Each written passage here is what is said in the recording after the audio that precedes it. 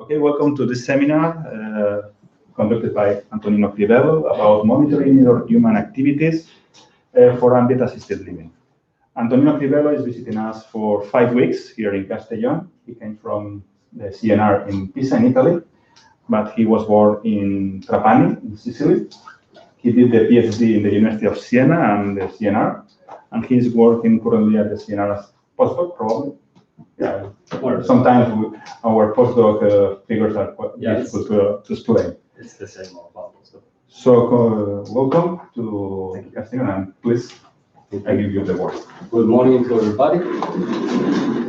This talk will talk about monitoring human activities, but there is an important word that is ambient-assisted living, and I will explain why I put the focus on that particular scenario. But sorry for this. I want to spend just 2 words on who I am. I'm an automation and robotic engineer, and after the master, I moved into the industry in a spin-off that produced some biomedical devices for monitoring people at home or in our hospital settings through wearable devices. But during that experience, I fell in love with e-health and people and smart home in some sense. So I decided to move again at the university and start my PhD. And together with contract with the CNR, that is a national council for all of Italy. And I want to spend just 2 words on the CNR. We are the biggest national research of Italy. We count more or less 9,000 people involved around Italy.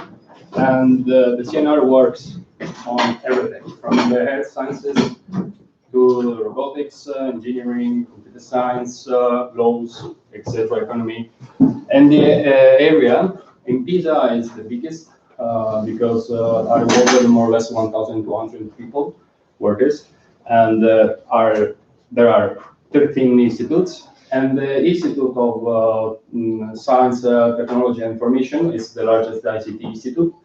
So we are more or less 100 researchers.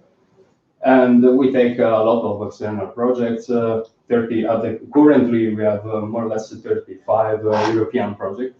That is a good result. And my institute, that is called ISTI, is split in several laboratories. And I belong to the wireless network laboratory. And these 3 keywords are our research lines. We are more or less 15 people. 12 researchers and 3 technicians and administrators. A small group works on Internet of Things. In this perspective, they work with optimization. If you see the OSI stack, they work on a very low level, communication, etc., and 5G and network architecture. And the rest of us works on both of them. So cyber physical system and human in the loop. And these 2 research lines have a lot of subtopics, and we will see something later. All the 3 keywords have a lot of reference scenarios. In fact, in the last decade, but more probably in the last 20 years, we heard a lot about smart cities, smart industry, smart home, smart health, etc., etc. And the word smart is very common nowadays, too much probably. And this scenario involves, in general, people into in smart environment. So what means cyber physical system? A cyber physical system is able, in general, to infer about the state of the user. So what the people feel, which is the physical state, and using this information like input is able to determine some actions for enabling something, services or support, etc. In this context, so thinking about cyber physical system and the human in the loop, a typical scenario is called ambient-assisted living. So ambient-assisted living is in general the combination between a smart home and a smart cell, considered together. This is important because this scenario is motivated for us everything by social political issues. Because as you can see, the foresight of the population, the people above 65 years old are growing from 15% if we see the male to more than 25%. And for sure, there's a huge impact on the expenditure, the public expenditure for care, for long-term care, etc. So there is an economic issue. It's important. And if you see the last 10 years of European calls, they start from the framework, the FP7 program, and they start to give a lot of grants on this scenario. And you know, a lot of our research is grants-driven sometimes. We use this ambient assisted living as a reference scenario, and it's a very huge scenario that involves a lot of different tasks. So we can try to perform some behavior recognition, for example, or for health monitoring, for sure, or also for activity recognition. But all the three, you can think about to detect some, for example, social events. If you wanna detect some isolation behavior or something like that for prevents separation or something like that, or you can are interested in infer about eye-level activities. For example, if I go to the bathroom for taking I don't know, for do a wash, etc., for taking care of myself. So we can perform some recognition activities for detecting that someone is sufficiently, if you are sleeping correctly, etc. But there are a lot of challenges because we have to deal with a very heterogeneous world in terms of devices, in terms of environments, physical environments. We have different protocols, different raw data, etc. So it's a very huge scenario and a lot of challenges. And in order to manage this heterogeneity, we need for sure an enabling infrastructure for this, and we are not yet. But also we have to think about how take the actions. So we need a reasoner for taking into account all these inputs and trying to manage and to provide the right actions to the end user. What are our contribution? We detect two different tasks that involves behavior and activity recognition on one hand, and on the other hand, more or less health monitoring. So in this very complex scenario, we define two tasks. My two research lines are related to indoor positioning and sleep monitoring. But always we have to remember which is the scenario, the reference scenario. I will explain later because why. Okay, so starting with my first research line. We are performing some activities on the sleep monitoring. The sleep monitoring is important because the people sleep. And there are a lot of problems, especially for older. And there are a lot of key factors that influences the sleep. Like, for example, depression, Alzheimer, or daily activities, etc. And in this sense, understanding a deep understanding of the sleep architecture, about the sleep habit, it's very important also for early detect signs of this K factor.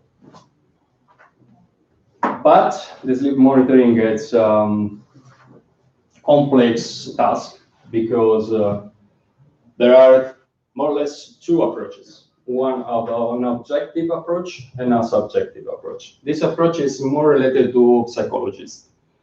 They give to the user questionnaires or sleep diaries in order to detect what they judge their own sleep, if they change the habits during the day, or if they have some assumption of drugs, etc.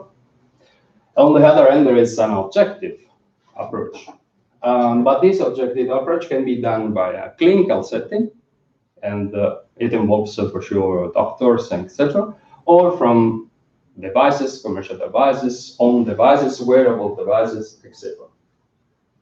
And what means detect the sleep? We can try to detect the architecture of the sleep. I will explain what it means. But also we can, we are interested in detect some indicators of the sleep, some variables that can explain what are happening. But the problem in this context is there is no consensus about what is a good sleep. Because, for example, if you suffer from insomnia, in general you sleep 5 hours for night or 4 hours. If at a certain point you start to sleep 6 hours, for you that's very huge differences in a better sense, right? But if I'm generally sleep 8 hours because I work a lot, or and at a certain point I start to sleep 6 hours, the same 6 hours. It's not good for me, probably. So there are a lot of variables correlated with that correlates people, their habits, and their variables. Okay, this is a figure of the clinical approach. In general, the doctors perform so-called polysomnography. So they put a lot of sensor in a clinical setting, but also in home settings, and they collect a lot of signals from the brain, from the heart, from position, from the pulse symmetry for the blood, etc. It's complicated to take that technologies in a home setting in a long-term perspective. What we have done? We try to start with detect sleep positions in order to prevent, for example, an ulcer or something that people can suffer when stay asleep too much for, I don't know, for problems, for physical problems, etc. So we deploy a grid, a virtual grid of 4 sensor resistors in our Raspberry, and we place these 16 or 48 sensors, this amount of sensors on the slats. So between the slats and the mattress, we place these sensors in that way in order to have an non-obtrusive approach. Because in our reference scenario, the Ambient assisted living, the people are old in general. And sometimes if you ask to the user to fill some questionnaires or diaries, if they live alone, probably they can do some mistakes because they don't remember, because they have some mental problem. So the non-obtrusive approach are fundamental in this context, in this scenario, this Ambient assisted living scenario, because you don't ask the user to do anything, not to recharge the battery, not to wear anything. Okay. We try to validate also this system with, I will explain how, with better results. But also this approach has some weaknesses. The construction of the ground truth is a huge problem, because we record video for all the nights and we manually score the position in which the user was. So it was 8 hours, 9 hours of video for each night. It was very complicated. But also we have low resolution, and the 4 sensor resistors are cheap sensors, but the calibration of this, we are not able to use very precise sensors. So the calibration phase is something tricky, and it's not so easy to construct a model for understand the behavior of a variable put pressure on these sensors, you retrieve the value, but you don't know if this value has some bytes. However, when I was at the ETH in Zurich for visiting, we tried to put this sensor in their own smart bed. They built a smart bed that tried to force the posture of the users depending on the microphone, because the bed was thought for snoring people. So they tried to force the people to move in a supine position, for example. And we combined also our system. This is a mesh grid of the pressure. We have all these red points are the pressure that we have because we have a sensor in that point, and we construct an interpolation grid. And we try to detect position using the shape of on this mesh grid. This is a video of my colleagues. So we moved this problem in a classification problem, and it works. But it was very difficult to generalize this model. This model works with that user, constructing the ground truth on that user. But if we use that model to other user, female or different ages, etc., it doesn't work anymore. So we move to another technology, and currently we are using a so-called ballistic cartograph technology. These sensors are built with very precise accelerometers, and they are put again in an unobtrusive way under the slats or behind or below the mattress, between the slats and the mattress. But these accelerometers are able to infer about breathing patterns, and also to infer about cardiography. So are very good. And using both of them, so breathing actions, breathing patterns, and heart patterns, we are able to identify the sleep architecture. Remember when I told some slides before the sleep architecture? This is an hypnogram. The hypnogram show the sequences of your sleep phases. So you start from awake. After you go to REM phases, for example, arrive at high movements. After you go to the slow wave sleep, your sleep collects several stages. But using these two kind of raw data, we are able to infer about this kind of architecture. It's not the only one technology that it's able to infer about it. For example, a lot of actigraphy that are wearable sensors are able to infer about it. But remember our reference scenario. We are looking for an unobtrusive approach because wearable devices sometimes can be problematic for our user. So we are trying to fill the gap between an objective analysis in a clinical settings and a commercial device. We are trying to define in an objective point of view with what means sleep quality using this raw data. And we are testing our algorithms in a European project that started 2 years ago. And this Nestor is an European project in which we are involved. We have a virtual coach. Basically, this Nestor is a virtual coach. It's the name of a virtual coach that takes inputs from several domains. So we try to set an holistic solution that take information about food, because we ask the user to take a photo of the dish, their plates, and the system detects what are you eating.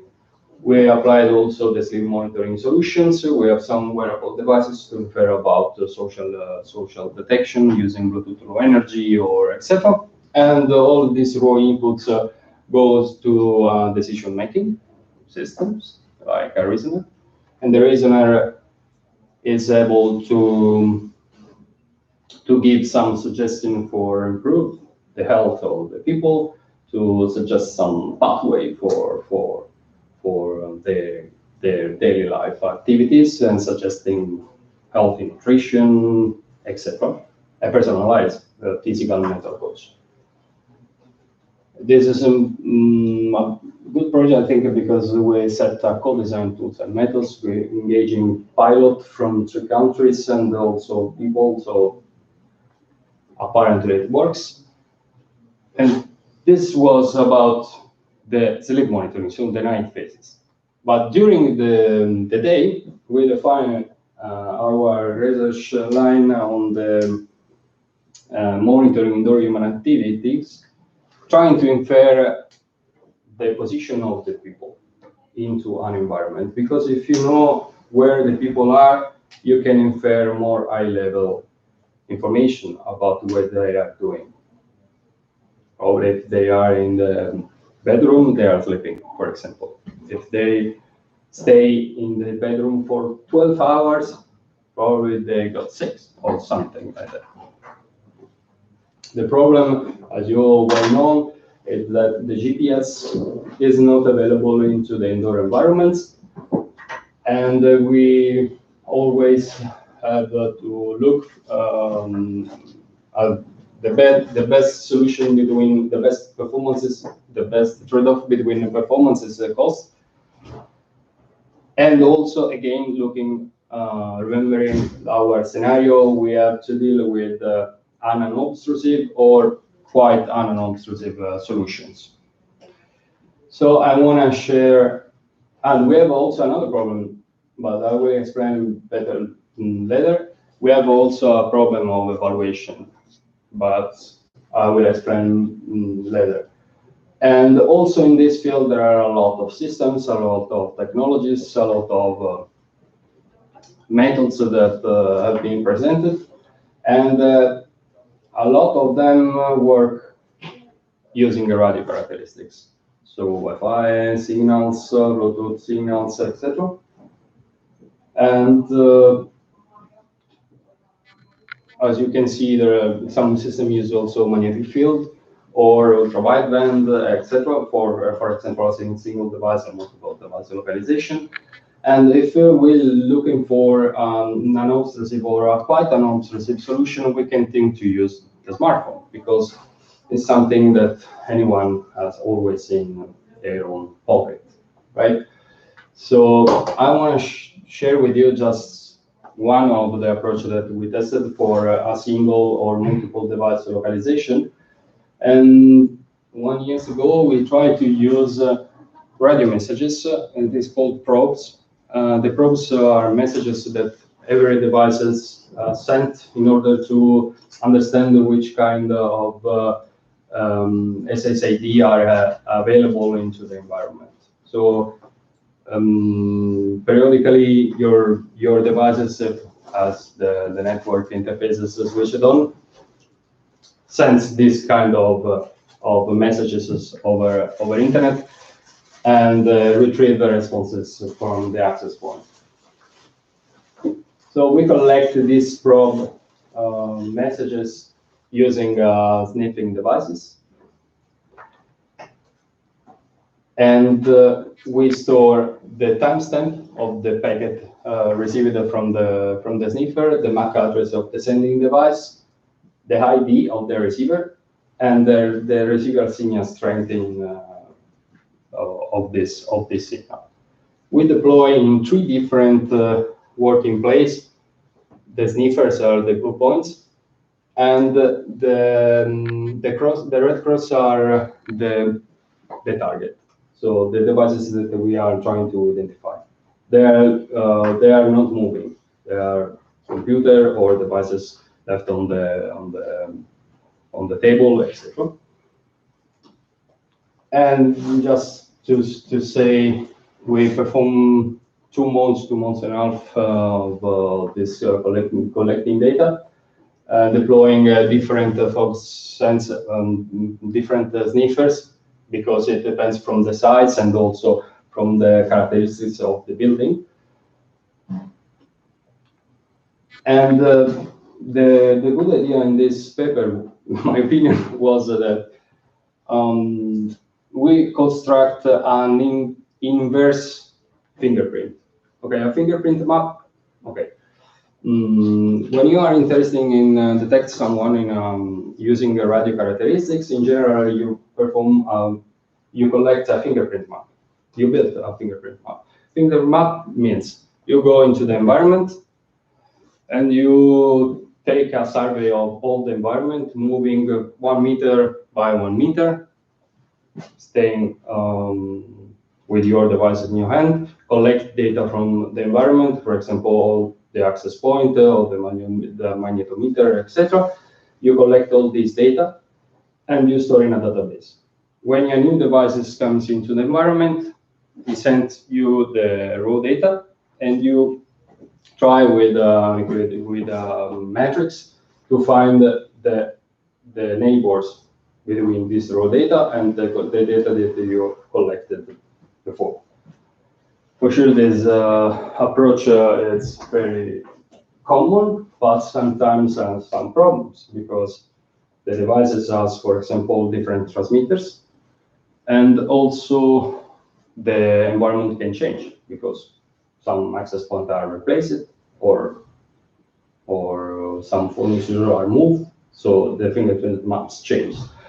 And in this works, we perform an automatic fingerprint construction using only only the probes messages that the anchors send each other. After that, so we have data from 4 or 6 or a few number of anchors, and we construct with an interpolation. We construct a radio fingerprint, and after that we use the same idea of applying what the devices are retrieving and trying to evaluate some distances between the raw data and the fingerprint maps and giving the estimation as output. Another interesting, but this idea comes from Kimo. Sometimes you don't know which is the best distances because there are a lot.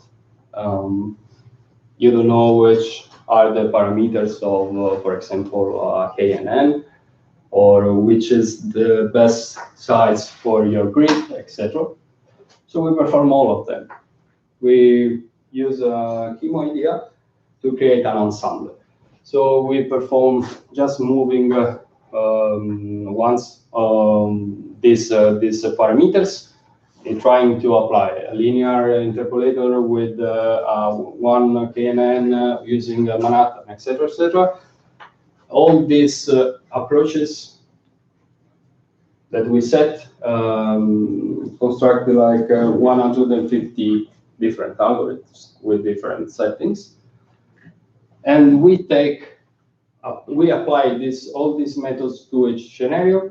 We sort the performances, and for sure, for each scenario, the performance was different.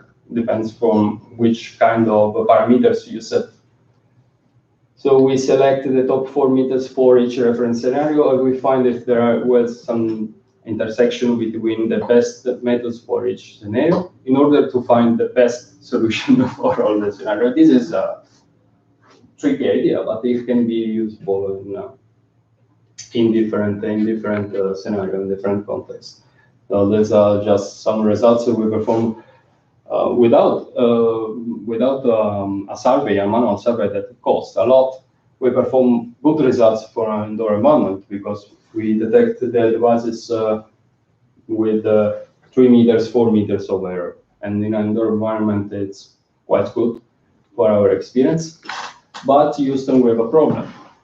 Because, okay, I say that we perform 4 meters of error, but however, we have an evaluation problem because in our experience, we read a lot of paper, 1,000 paper for describing the indoor positioning system, and it works. The day works perfectly, but they perform tests on their own environment using their own metrics.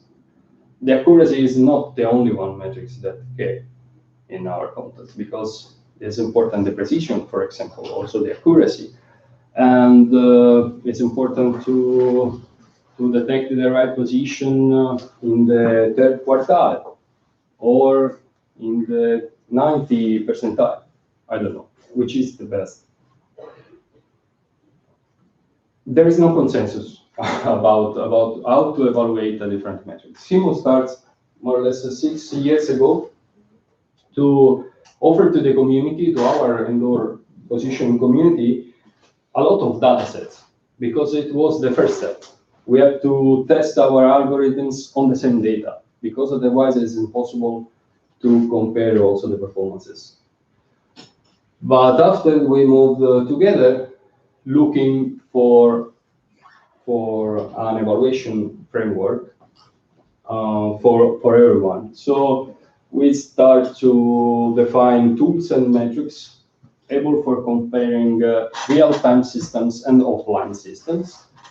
And we test our evaluation framework into competition that is held together with the Indoor Positioning and Indoor Navigation Conference. And in that competition, times 6 years, we perform a competition. I'm the track chair of the smartphone-based solution. So my track, the competitors are allowed just to use the smartphone. All the sensors into the smartphone with any algorithms, but with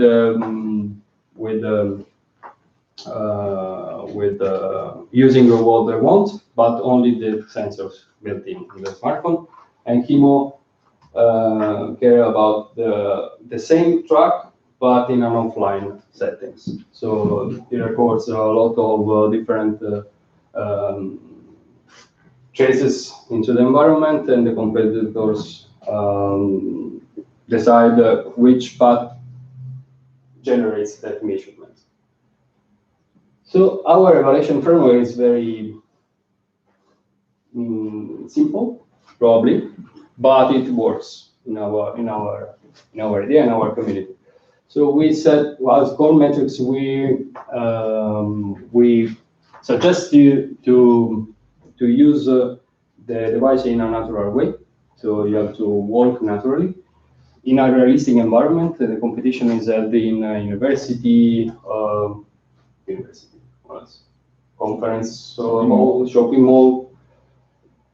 And we use the third quartile because we are testing prototype. So it's no ninth quartile, but for prototyping, it's good enough. And we also add some criteria, because we set a path, but we keep secret just for hours before the competition starts, and the device is used from an external actor. So you cannot perform any tuning in knowing your stride lengths or etc., because your system will be used from an external actor. And we also give some login system in order to avoid some recursory customization or slam techniques, etc.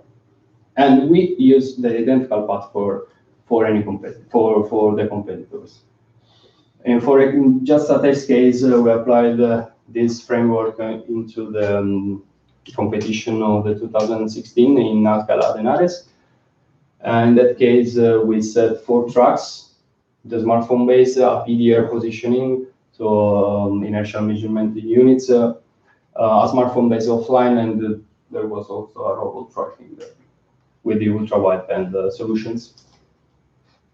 We also had a penalty of 15 meters if the devices promise the floor detection, and we measure the error on Euclidean, with an Euclidean distance between the ground truth and the estimation of the given by the devices. In my track, so again, the actor moves naturally. The spatial resolution, the minimal spatial resolution is set to 0.5 meters. And this was the maps of the Alcala campus. So we put 56 key points on the ground floor using some markers. And the path will start from the ground level. And we also use elevators and stairs, so it was very challenging. And that are the results of my competitor. And again, in this case, it's quite easy to understand which system performs better. But in some cases, like for example, the pink one, the blue one, it's not so easy to understand which system performs better than the other one. We highlight the third quartile because it was an hypothesis of our framework, and we are satisfied of the framework is used, and now it's the standard for the IPIN conference, and is adopted like a reference framework. And also, I want to remark that in the 2016, arose the first ISO standard for evaluating systems. So the needs of standardization grows in our community. Mm-hmm. And there is only one standard presented 2-3 years ago. But why I'm here? Because we are, with Kimo, we are trying to take some step into the future.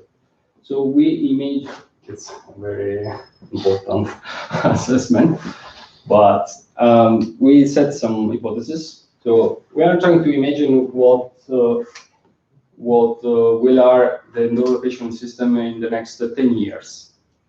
So we imagine a future in which the indoor location or indoor positioning systems are mature enough to be sold as off-the-shelf solutions. You can buy, you can apply into your own environment, and you can use it. And also, for example, the shopkeepers understand the powerful of adopting this solution because they can offer to the users information about where they book cars, or they can release some services new services to the users.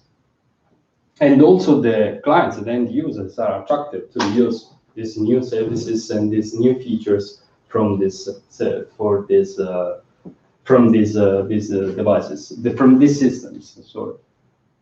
So probably we will see a transient where solution providers set on the market a lot of technologies and different approaches, and some competitors dominate the market probably in the future, Google, Apple, or something like that, or some solution will perform better than the other one.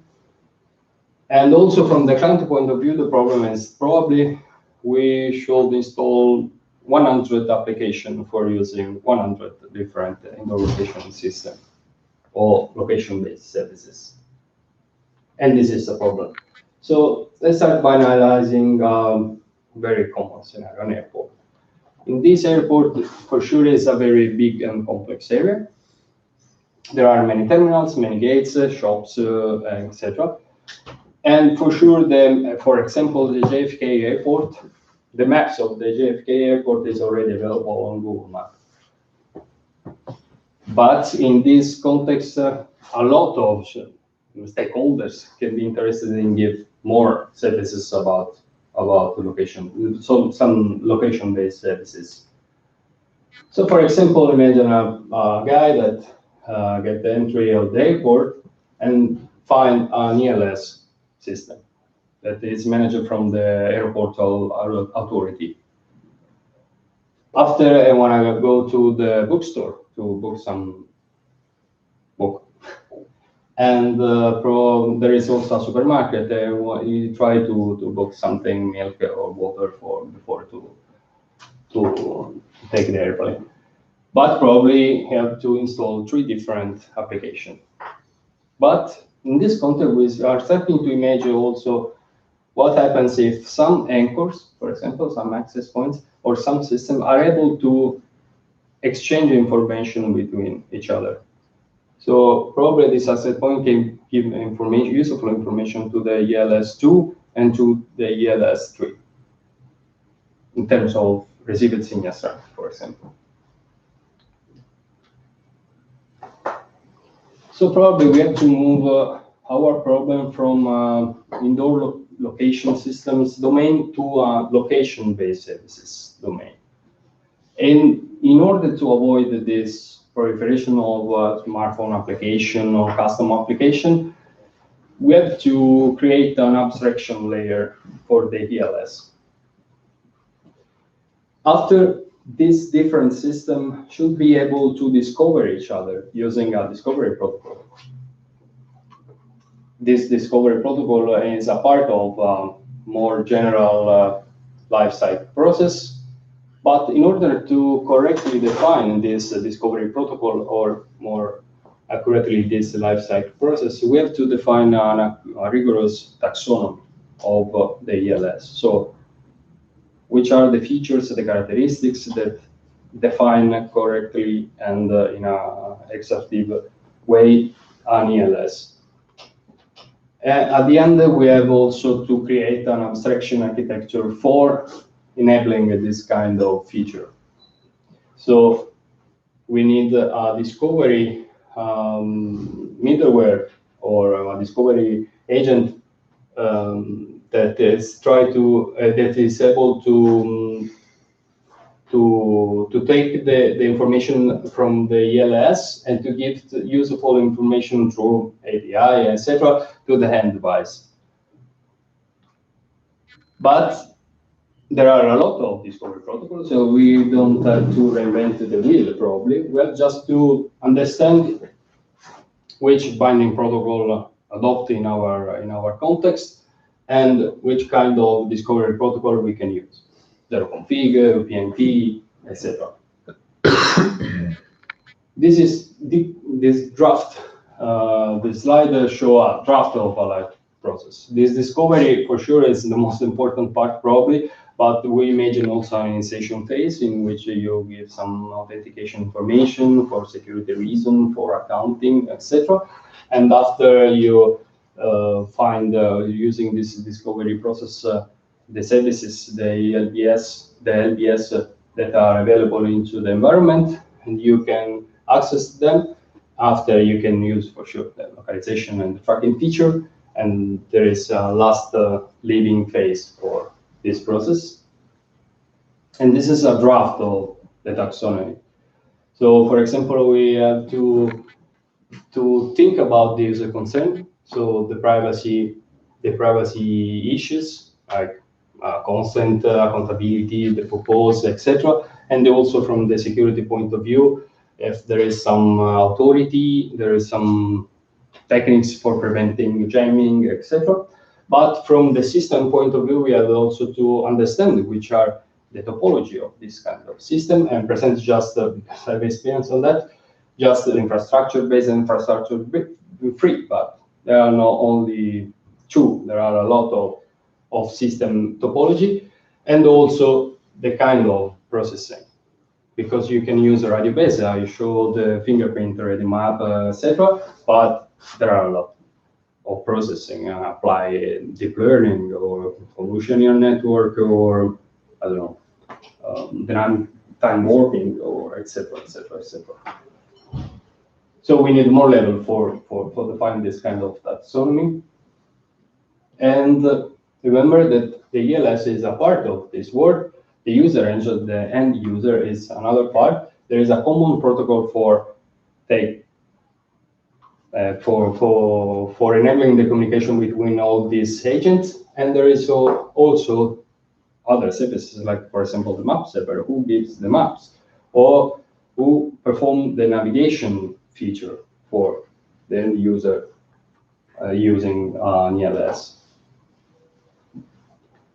And for sure, they can be distributed or someone can be on the cloud, and some agent can be locally, or we can think about different topologies. Or for firefighter, for example, they can have all of this. I take this example because the ISO standard presented 3 years ago talks about firefighter. In that case, there are some problems and they adopt some device bases. So all of these agents can be built into a single devices, but we can imagine also some cloud-based topology, or a solution in which something is on the devices, something is local in a physical sense. If we start to imagine what the discovery should provide in terms of details, we can try to draw this kind of tree. For example, for an ELS, we need to have some information about the different level of the topology. And for example, this lift can give us information about the processing of the raw data. And we can, using this information, we can understand if some raw data can be useful also for our system, or if we can give some information to that ELS for improve the performances. For sure, we need also a machine-to-machine entry point in order to enabling this cooperation. And we also we start to think about the new patterns, new services of the future. After all this information are aggregated together, and we have to understand which is the topology of this ELS. For sure, the sense of this discovery protocol is that the ELS want to cooperate each other in order to give new services, new patterns, and to improve their own performances. And for example, we can start to imagine new patterns and new services for the future. We try to define new patterns. For example, a converging pattern. For policemen are interesting in surround the target. So they have to know where the other people are in a real time, and the navigation engine have to give information to all of them in order to give the right position of a target, and the policeman should be able to surround the target in an efficient way. But also we are looking for navigation plus navigation pattern, because two people are trying to reach each other. So the system should be able to give information about the position of them and find the shortest path for enabling the meeting. But also we are starting to imagine, for example, that you can talk with your supermarket through a chatbot. So you can send to the Carrefour, a list of the list of the item that you need, and the supermarket answers you with a map in which are plotted where your items are. So as you can imagine, this is a very long goal. But we think that our vision can inspire our community, but also the hardware community to work together to this feature, to realize this feature. And in my personal long-term goals are trying to create a Ambient Assisted Living suite, services suite for people. Nestor project and it's probably a starting point, but we need to apply more techniques and more systems for enabling more domain. And so the best things probably is it will be create a services suite that is able to take into account the night activities and the day activities at the time. That's all.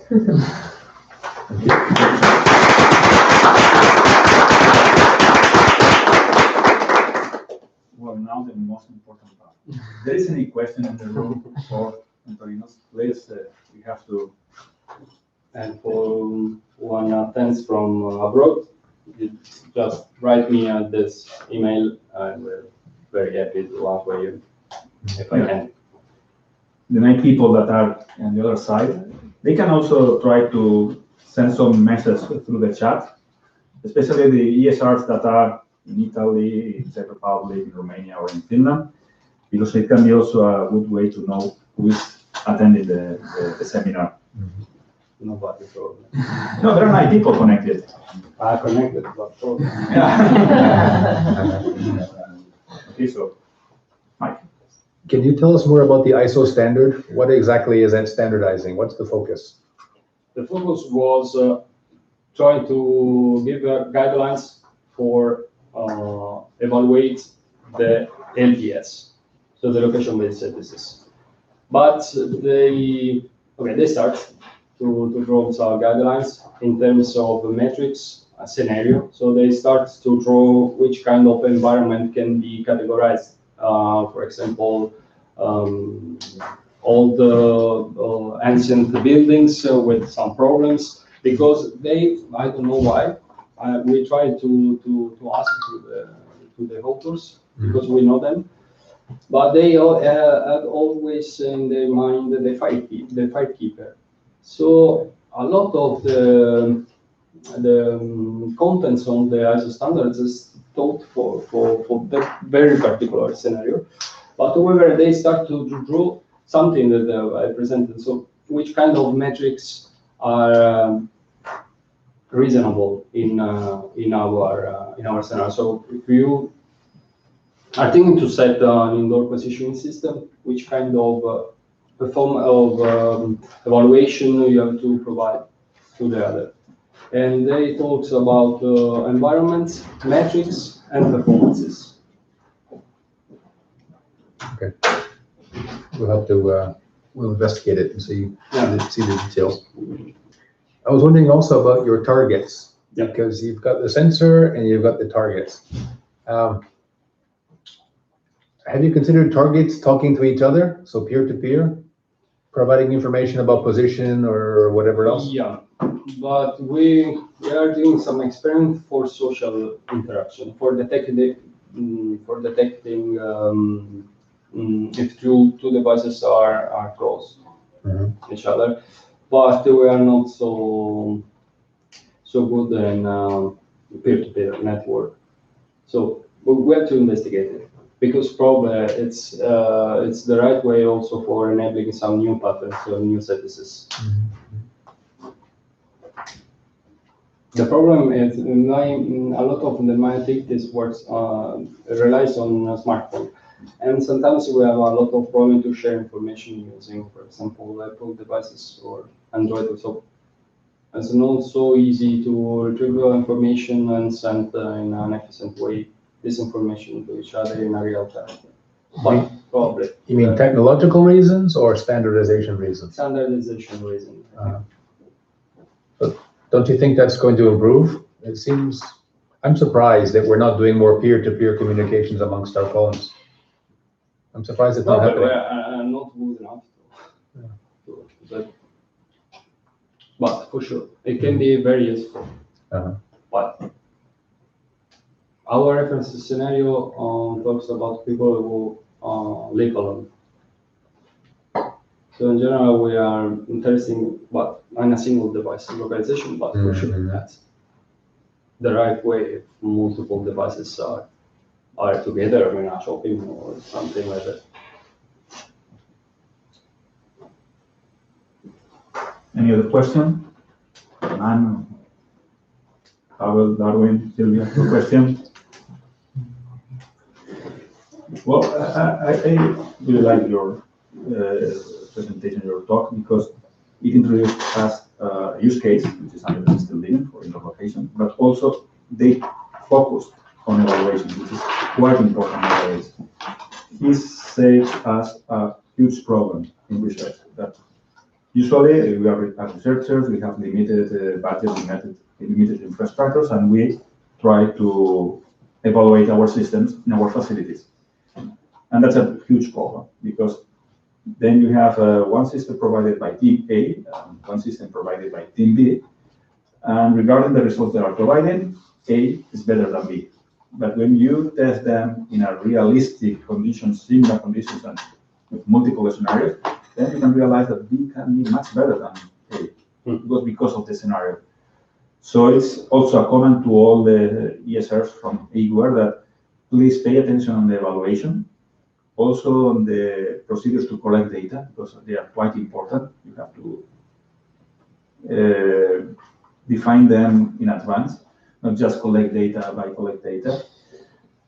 And also, probably we have to push to the standards, to the standardization bodies to improve and to grade the standard, because, well, they were issued 3 years ago, but now we have more information and more data. So we as community, we should work on that.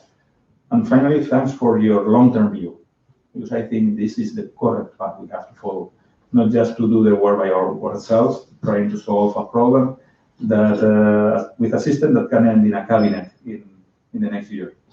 So probably the good approach is establish good collaboration between the community, not only between EVAAL and CNR, I mean between the indoor community and the ambient assisted living community.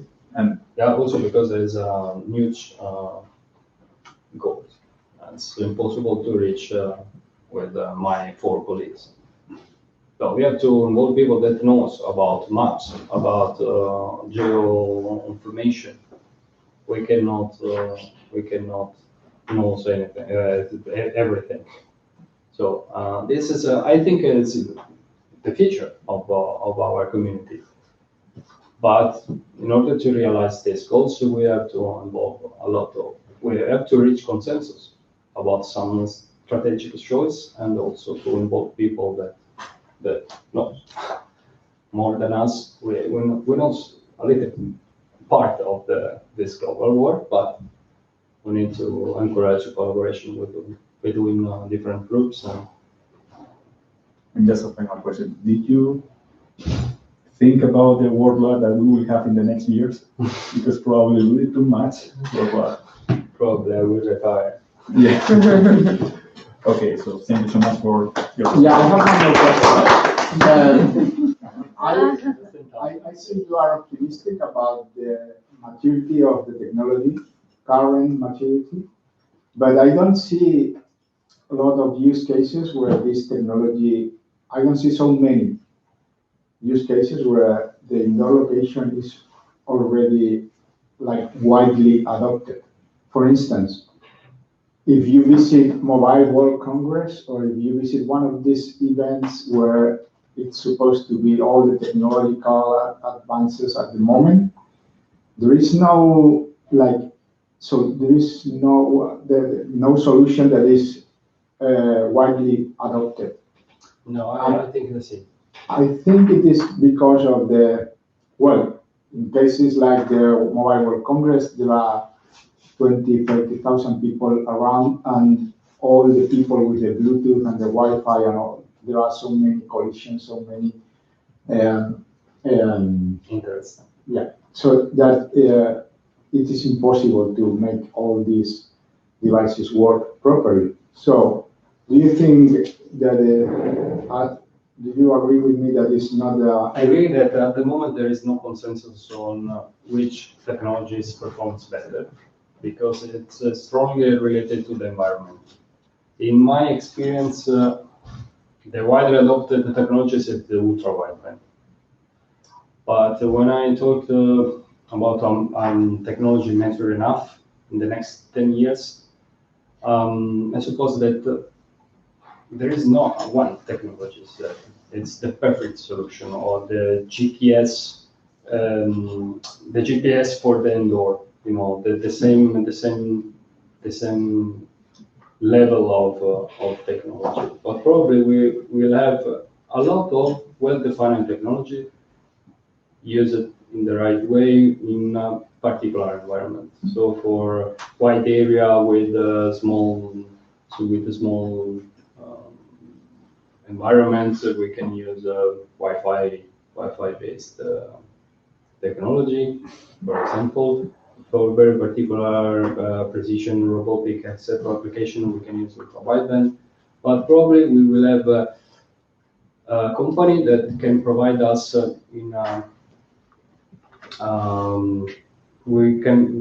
can provide us the technologies that works for our environment. So at the moment, I think it's just a money problem, because if you have availability of money, you can find a company that come here, put 300,000 anchors, and the technology works. From the technology point of view, it works, right? So you think ultrawide one?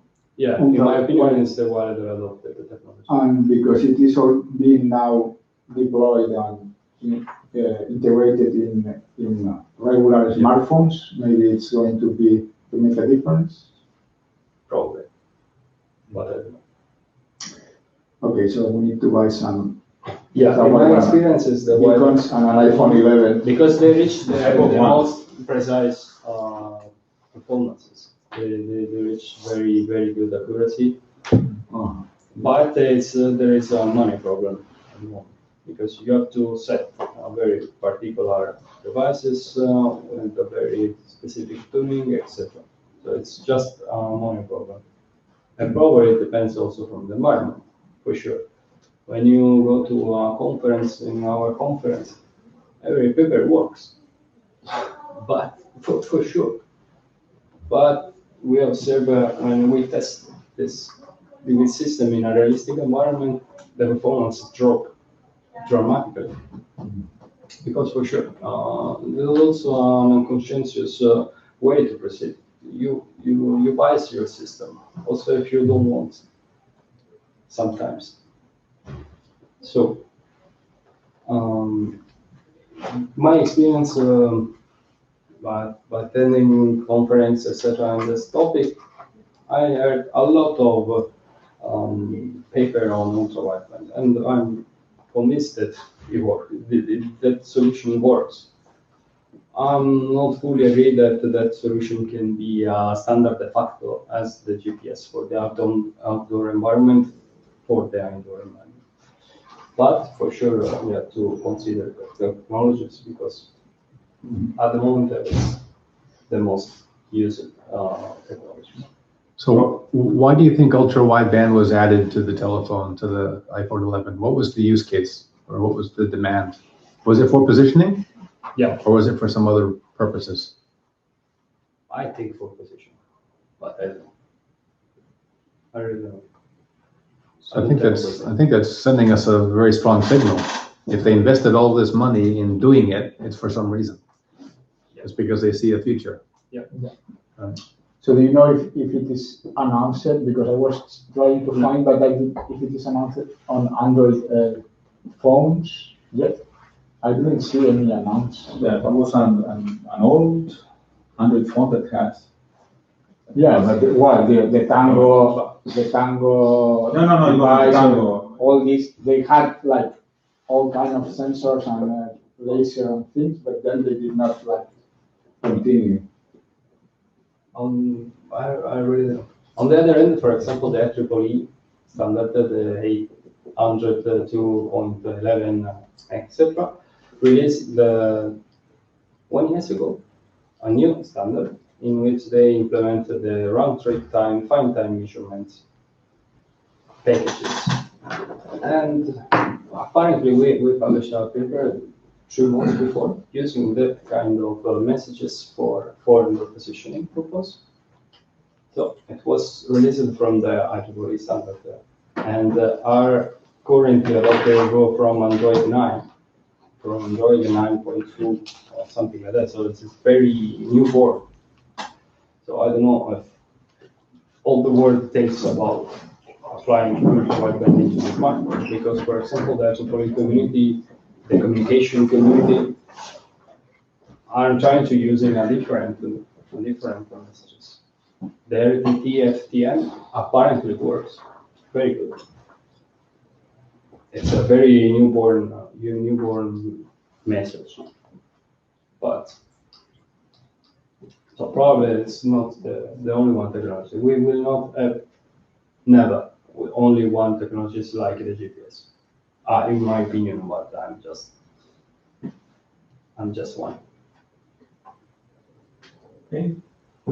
Well, any other question in the room? No more questions. So thank you so much, Antonino.